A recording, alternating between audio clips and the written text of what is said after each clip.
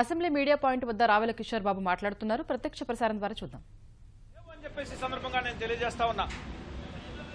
రాజధాని నిర్మాణానికి అడ్డుకున్నటువంటి శక్తులు, పట్టిసీమ ప్రాజెక్టుని అడ్డుకోవడానికి ప్రయత్నం చేసినటువంటి శక్తులు, ఈ రాష్ట్రంలో వచ్చేటువంటి ప్రాజెక్టులకు నిధులు ఇస్తామంటే కేంద్రం నుంచి ఆ నిధులు ఇవ్వటాన్ని కూడా వీళ్ళు హర్షించకుండా హోదా గురించి వీళ్ళకేదో రాష్ట్రం మీద ప్రేమ ఉందని, వీళ్ళకి మాత్రమే హోదా మీద చిత్తశుద్ధి ఉందని, వీళ్ళకి మాత్రమే హోదా గురించి మాట్లాడేటువంటి అర్హత ఉందని చెప్పేసి మాట్లాడుతున్నారు. నేను ఒకటే ప్రశ్నిస్తా ఉన్నా, మా గౌరవ ముఖ్యమంత్రి శ్రీ నారా చంద్రబాబు నాయుడు గారు ఈ రాష్ట్ర హోదా గురించి, రాష్ట్రం యొక్క నిధుల గురించి, కేంద్రం యొక్క సహాయం గురించి 30 సార్లు ఢిల్లీ వెళ్లి ప్రధానమంత్రిని గాని కేంద్ర మంత్రులను గాని కలిసినటువంటి సందర్భాలు.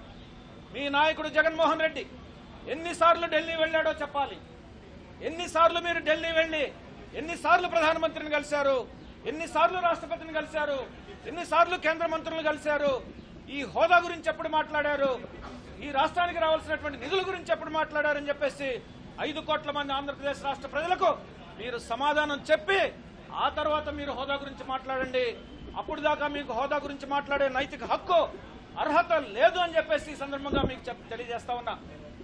మీరు ఢిల్లీ వెళ్లేది మీ కేసులు మాఫీ చేసుకోవటానికి, మీరు ప్రధానమంత్రి గారిని కలిసేది మీ సిబిఐ కేసుల చుట్టూ, సిబిఐ కేసుల నుంచి రక్షించడానికి, రాష్ట్రపతి గారిని కలిసినా, కేంద్ర మంత్రులను కలిసినా ఎప్పుడు జైలుకి వెళ్లకుండా ప్రయత్నం చేసే ప్రయత్నంలో భాగం తప్ప, సిబిఐ ఉచ్చులో ఇరుక్కోకుండా ప్రాధాయపడటానికి తప్ప, మీ కేసులు మాఫీ చేసుకోవడానికి, కేసులు తప్పించుకోవడానికి తప్ప ఈ రాష్ట్ర ప్రయోజనాల గురించి కానీ, ఈ రాష్ట్ర ప్రజల భవిష్యత్తు గురించి కానీ, ఈ రాష్ట్ర అభివృద్ధి గురించి కానీ ఎప్పుడు కూడా మీరు ఢిల్లీలో మీ గొంతు వినిపించలేనటువంటి వాళ్ళు ఇవాళ అసెంబ్లీలో హోదా గురించి మాట్లాడుతున్నారంటే ఇంతకంటే సిగ్గు చేటు మరొకటి లేదు అని చెప్పేసి ఈ సందర్భంగా నేను తెలియజేస్తా ఉన్నా.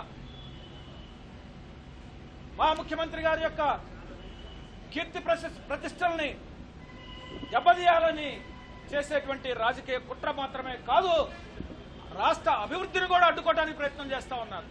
ఇవాళ కేంద్ర ప్రభుత్వం నిధులు ఇస్తా ఉంటే ఆ నిధులు తీసుకుని రాష్ట్రాన్ని అభివృద్ధి చేసుకుంటూ రావాల్సినటువంటి హోదా గురించి మేము నిరంతరం పోరాటం చేస్తున్నాం. మీరు ఢిల్లీలో చేయవలసినటువంటి పోరాటాన్ని మీరు చేయకుండా ఇక్కడ అసెంబ్లీలో అరాచకాన్ని సృష్టిస్తూ కనీసం హోదా విషయంలో ముఖ్యమంత్రి గారు ఒక ప్రకటన చేసి 5 కోట్ల మంది ఆంధ్రప్రదేశ్ రాష్ట్ర ప్రజలకు కొన్ని విషయాలు చెప్పడానికి కూడా మీరు అవకాశం ఇవ్వటం లేదంటే మీ దొల్లతనం బయటపడుతుందని, మీరు చేసేటువంటి తప్పుడు విధానాలను ప్రజలు తెలుసుకుంటారని, మీరు చేసేటువంటి అరాచకవాదాన్ని అభివృద్ధి నిరోధక శక్తిగా మారినటువంటి మిమ్మల్ని ప్రజలకు తెలియజేస్తారనేటువంటి ఒక ఉద్దేశంతో ఇవాళ అసెంబ్లీలో చర్చకు రాకుండా చేస్తా ఉన్నారు. హోదా మీద చర్చించడానికి మేము సిద్ధంగా ఉన్నాం, మీరెందుకు సిద్ధంగా లేరని చెప్పేసి సందర్భంగా నేను తెలియజేస్తున్నా.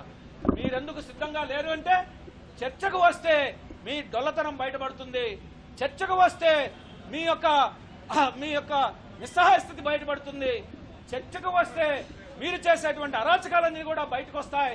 చర్చకు వస్తే ఇవాళ గత 2.5 సంవత్సరాలుగా మీరు ఏ విధంగా అభివృద్ధి కట్టుకున్నారు, ఏ విధంగా ఈ రాష్ట్రాన్ని అనేక రకాలుగా అడ్డుకోవడానికి ప్రయత్నం చేస్తా ఉన్నారు.